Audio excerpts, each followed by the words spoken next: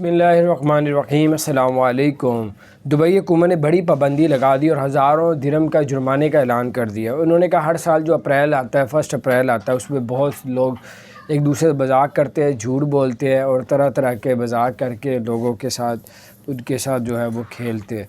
तो उन्होंने कहा अगर आप कोई दुबई के अंदर कोई अप्रैल फूल बुलाएगा तो उसको कोई झूठ बोलेगा तो उसको भारी जुर्माना किया जाएगा और उसको कैद का भी सामना किया जा सकता है। तो बाहर ये कुछ अपडेट्स थी कि आपको पता जो दुबई में कहा जाता है उस पर वो अमल भी करते हैं। तो आप लोग बच के अल्लाह ताला आप सबको रब सबको हर तरह की मुसीबतों आफतों से बचा के रखे। अगर आपने हमारे चैनल को सब्सक्राइब नहीं किया जो सब्सक्राइब कर दे, बेल आइकन को प्रेस कर दे ताकि नई सी अपडेट्स आप तक पहुँचती रहे। अस्सलाम वालेकुम रहमतुल्लाहि व बरकातुहू।